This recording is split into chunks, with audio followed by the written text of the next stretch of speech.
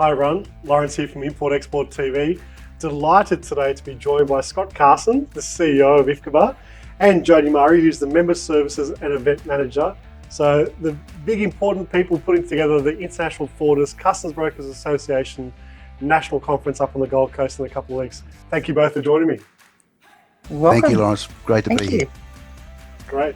Now, Scott, I'm going to start with you because we've got a lot to talk about. Everyone's excited about the whole conference throughout the industry. It's the biggest forwarders and brokers conference in the country, and it's been a year since the first inaugural one, so I'm really excited for this one. Scott, what can people expect to walk away with when they participate in this year's conference?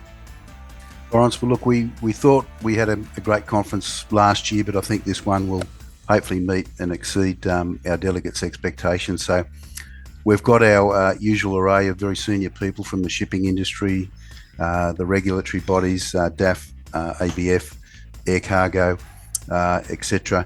So it's going to be a powerful networking event as well. Customs brokers will earn 9 Stream A and 9 Stream B CPD points, so it's a fair chunk of their CPD points for the year. So, a lot of it's about the experience as well as being able to network with very senior people, also amongst themselves. So it's primarily a learning experience, but I guess the secondary part, which is the nice part, is the networking part. So, it's our premier event for the year, so there's a lot of background work put into it, and we're certainly looking forward to delivering it this year. Fantastic, Scott. Now, I know we just talked briefly before we turned the camera on, before we came on air, about some really exciting breaking news. So this is a huge demonstration and evidence of why this is so important to the industry, not just around forwarders, customs brokers, but in essence to every Australian importer and exporter, because you've got the Federal Minister, the Honourable Murray Watt, who's Minister for Agriculture, Forestry and Fisheries, in our terms, DAFF. He's also the Minister for Emergency Services, and he's announced just now that he's confirmed as the official opener for IFCBAA 2023. Yes, and I was certainly very pleased with that, Lawrence, and appreciative of Minister Watt, offering his valuable time. So he'll open the event, and it's certainly topical because there's a lot of stuff going on at the moment in that biosecurity and agricultural space from an import point of view. There's we have some continued congestion issues, that sort of thing, and so we're balancing that with our members, and the regulatory body is also meeting the challenges because their primary role is to protect Australia's biosecurity and environment. So that's where our members come in to help build that bridge in those sort of things in terms of the import process particularly. So we're very excited with that, very appreciative that he's had the time. And it certainly gives the event the recognition that it deserves, that it's Australia's premier international trade event. Yep, congratulations to you both for really securing the Federal Minister to open that event. So as you say, it's a great demonstration of the importance of everyone coming together. Scott, I wanted to ask you as well. I know it's been, like they say in politics, it's the same in freight and logistics and customs. It's been a long year. What are you most excited about over the last 12 months? And what do you excited about beyond for the sector? Yeah, well, look, I think we'll call it, shall we, Lawrence, the post-COVID era? Shall we be confident or hopeful that it's at least a long time for the next pandemic? But look, that everything's shifted. The international supply chain has not settled, and it won't settle for quite some time. Airline and shipping schedules are still experiencing or moving through disruption. That's affecting our members. But I guess this is really where the freight forwarding customs broker comes to the fore, because they're nimble enough with their technology and their customer service processes to be able to move with those changes, because a lot of importers and exporters are now nervous, particularly the importers, as to how much stock should they hold. How much can they go back to relying on the supply chain? They've gone through overstock situations as a cautionary measure during COVID. Where does that base level lie? So our members are getting further involved with helping them, not just on the process, but the analytics and the modelling that surrounds all that. So this is the next level of advancement our members are moving through. Digitisation in the supply chains moving at a steady pace, albeit probably not as quick as what we'd like, but it's moving. So all those things our members are adapting to in providing the service to their customers, which is primarily importers and exporters. So we see it as both challenging and exciting, particularly the next 2 years in international trade. Yeah, couldn't agree more, Scott. I think the forwarders and brokers now have really been leaned on, if you like, by the importers and exporters for their expertise, and more valued than ever before because of what they've gone through. And as you say, it's a bit of a reset for most importers and exporters to really rethink their global supply chains. Now, I want to ask Jody, actually before I get to Jody, I'm going to ask you, Scott, one more other question.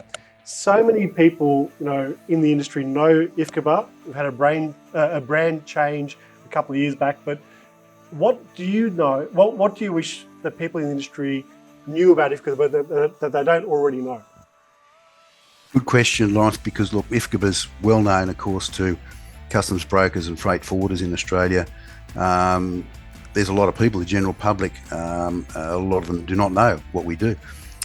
So our primary focus, it's B2B in that import-export space. So that's primarily the reasons why. But I guess the takeaways that I'd like to sort of give to the audience here would be, the imported food or product that moves through that you consume into your houses is either facilitated by one of our members directly or indirectly, or some part of the chain they've been involved in. And conversely, with exports, a lot of our members are involved in helping facilitate that in terms of growing in Australia's international export trade. We're also going to move through and move to increase our marketing of our premier educational pieces, which is the Diploma of Customs Brokering, the Diploma of International Trade. These courses cost between 25% to 30% of your average degree. A person that's committed will basically very, very low unemployment in our sector. So good people generally get jobs. They can make careers out of it. They can make business ownership out of it. So it's a wonderful opportunity that we want to market this as an alternative and educate people on what customs brokers and freight forwarders do, particularly to address the skills shortage that our members continue to talk to us about. So this would involve us trying to attract more younger people prior to them finishing school, and also people of any age level that are outside the industry. And we've also got some new short courses that will assist them. Primarily, these are better channeled through their employers, but that international trade piece, that's what we do at both a basic and advanced level. The ideal member for us is someone that we've been able to hold the hands for the journey of them leaving school, doing the what we call the DAFF or the DCB, the freight forwarding or customs brokering qualification, moving through with one of our business members as a freight forwarder customs broker, and ultimately becoming a customs manager or even an owner of one of those businesses, and the lifelong journey with IFCBAA being a non-for-profit, industry-owned, member-owned association, assisting them every step of the way, and with their ongoing CPD, professional education as well. So I guess that's probably the best way I can describe it, Lawrence. Yeah, it's really powerful things that you just mentioned, Scott. And I think that, you touched on something that's really taken for granted, but you're right. Everything in our offices and our homes essentially has had some sort of touch point with a forwarder or a customs broker, because whether it's coming into the country from some other market, even if it's a product that's made here, that same product is typically got some sort of export potential as well. So, IFCBAA represents almost every product that people can look around and see right in front of them right now, whether it's home or office. So, and as an industry, those people behind the scenes, the brokers, transport operators, forwarders, customer service people, that everyone I speak to in the industry, no matter how they fall into it, they never look back. They love the industry, and it's great that your organisation and your team really create that awareness for younger people to come and join us in the sector, because it's a really fun, important one, and it's really a new, growing, diverse one as well, with a whole range of new tech and challenges and new opportunities.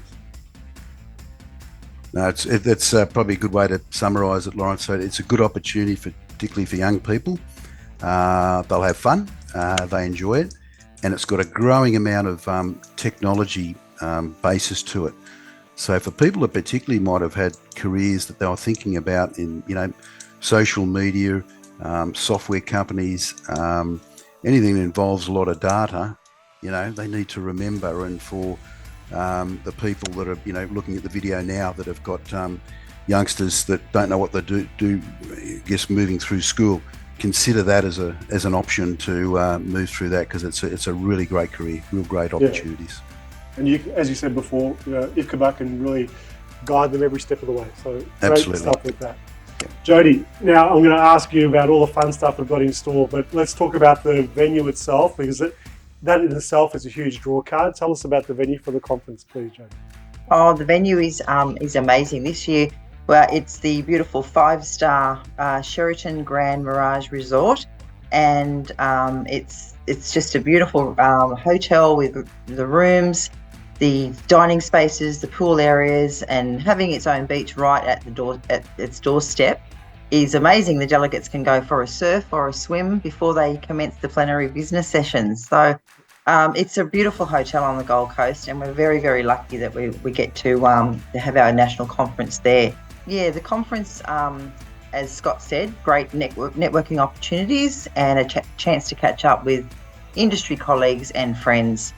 There's social events planned, so it's not all business, with the welcome cocktail reception. That's on the evening of day one. That's being held poolside, so we're praying for good weather, and with some surprise entertainment planned as well. We've also planned a high tea on the Saturday for the partners of the delegates that might just be, looking for something to do on the Saturday. So the high tea would be a fun way. It's sparkling wine offered as well, so that's always fun for the ladies and men if they want to join in.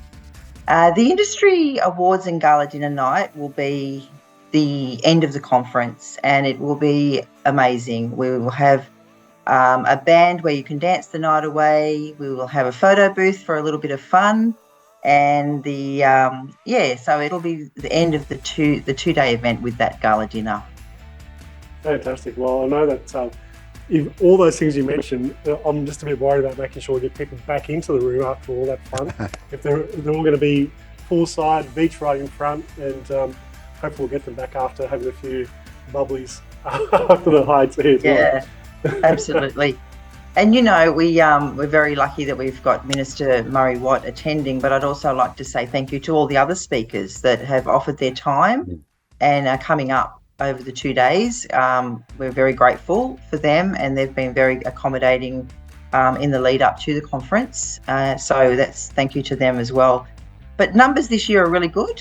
Again, great, like last year. We're really going well, but the registration is still open. So if anyone wants to get on to our website or give the National Office a call, and we can register them if they're having difficulty with the website or they're worried at any time. And there are still some rooms left at the Sheraton as well. Only a few small number, but anyone that's thinking last minute, there are opportunities for you to still attend. Thanks, Jody. Yep, I was going to ask you that. I was going to ask if people watching this episode will hear about all those fun things happening, and obviously the great speakers and the access to hear from the Honourable Minister Murray Watt as well. If you can squeeze any more in for this year, but it sounds like there's a few hot tickets left. So make sure whoever's watching, get up there. It's not too late. We'll all be there. The industry will be on show, and it's a great opportunity to not just network, but also to really pick the brains of these expert speakers that you've got lined up. And it's a fantastic lineup, as you said, Jody. Absolutely. Looking forward to it. It'll be a lot of fun as well.